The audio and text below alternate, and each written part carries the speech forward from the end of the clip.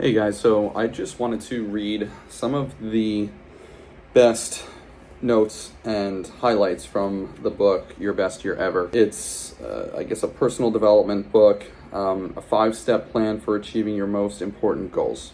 The New York Times bestselling author Michael Hyatt. He goes over what's holding you back, how to overcome your past setbacks, 7 attributes of effective goals, and so on. I'm going to go over some of the things that I highlighted, and there's a lot. He goes over the difference between scarcity thinkers and abundance thinkers.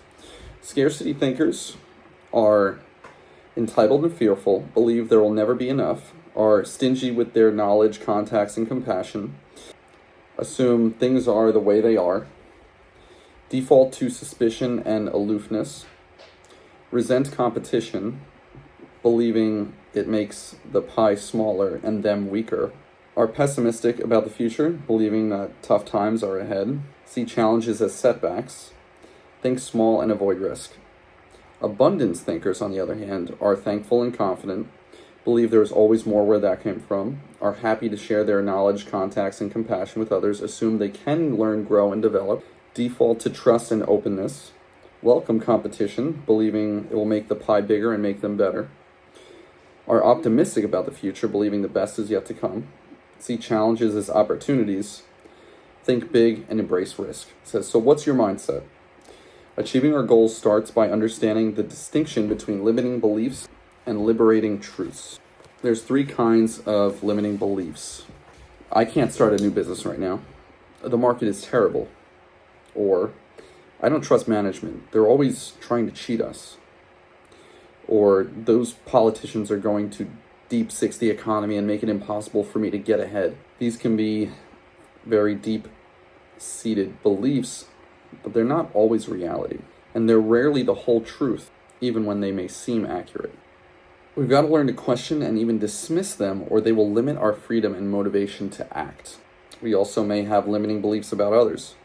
It's no use asking, oh, he's too busy to meet with me, or he hasn't responded yet, I guess he must be upset with me, or someone like her would never go out with a person like me. You can see these aren't truths necessarily, they're just beliefs we let influence us. So the 3 kinds of limiting beliefs are 1 about the world, 2 about others, and 3 about ourselves. More examples of limiting beliefs is, I'm a quitter, I never finish what I start, or I can't help it, I've never been physically fit, or I've always been terrible with money, or I'm just not the creative type. Again, these beliefs are often false and half-truths at best. You can notice these limiting beliefs if you notice their black and white thinking.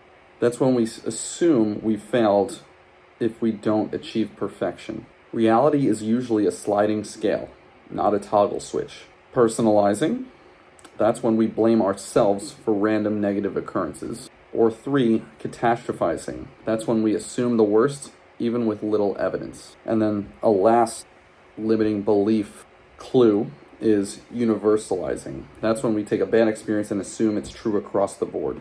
So how do we fix this?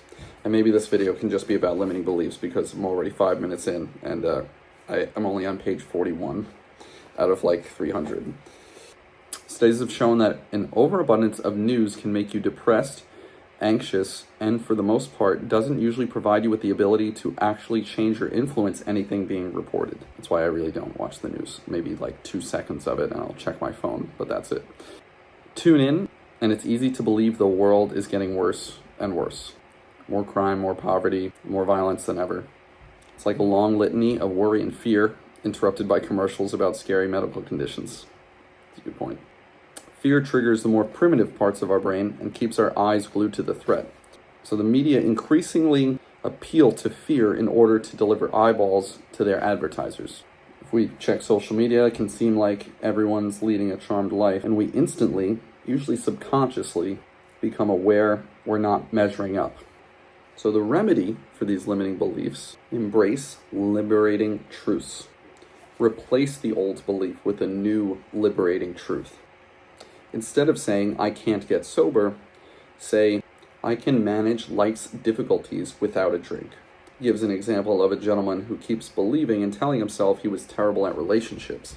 But his friend intentionally kept purposely telling him the opposite and giving him examples of the opposite, of all the times that he was good at relationships. Soon after he started adapting and believing his friend's positive input, the gentleman that originally thought that he was terrible at relationships started dating again and went on to marry the love of his life. Another example of how to replace limiting belief with a liberating truth. Instead of saying, I just can't get ahead, I can't make enough money, I have all the money I need to meet our obligations, accomplish our goals, and be generous with others. So instead of feeling hopeless, try to operate from a place of abundance. Or you know what? I'm going to chime in here. It's not that I don't believe this, but I don't like lying.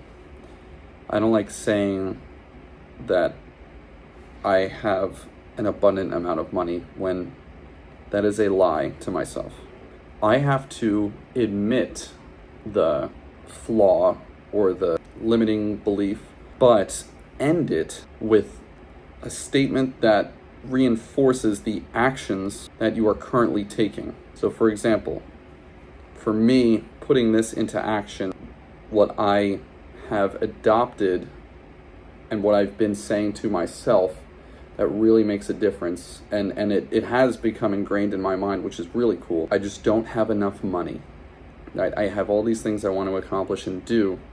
I don't have enough money. I've been saying that, but what I've been doing is saying, yes, I don't have enough money to do the things I want to do, but I am working on having more money. And I am working towards things that will give me more money so that I can create these memories, so that I can buy that thing that I want, and so on and so forth. It's, yeah, I don't have money, but like I change my focus right away to what action can I take right now. Instead of watching TV, can I apply for a job? Instead of watching TV, can I build my business? Instead of doing this, and I'm giving you examples. That's what I've been doing. That helps. That's like a step further from the book. That is a practical thing that has helped me. Like, yeah, I gotta be honest with myself. I don't have enough money. I'm not making as much money as I want to. And I think it's good to admit it. Yeah, like, be honest. Yeah, it's true. But I am working multiple jobs and have a business that is going to change it, and it is changing it every day, and it is helping me. And I'm paying off my debt. Even though it's not a lot, it's a little bit at a time. So things like that is admitting that part that sucks, but no, I am working towards it. I want to tone up. I don't like, side note, I don't like losing weight. Like, I don't like for everybody that's overweight, stop focusing on losing weight and start focusing on gaining muscle and burning fat. Because you can gain muscle and burn fat and stay the same exact weight, but you can lose inches in your waist and you could look better and tone up. So get a scale that can measure your body fat percentage and your muscle mass. So that's a great way to measure it instead of weight. Just want to throw that out there. Hey man, I'm overweight, but I'm going to the gym twice a week now, and I'm working on my diet as well. I am choosing to eat better. Say it out loud. Don't just say, I'm fat, I'm big boned, this is just the way my body is. You can say that stuff, but then be like, but I'm not going to let that stop me. I'm working on it. It's not stopping me from going to the gym. It's not stopping me from eating better.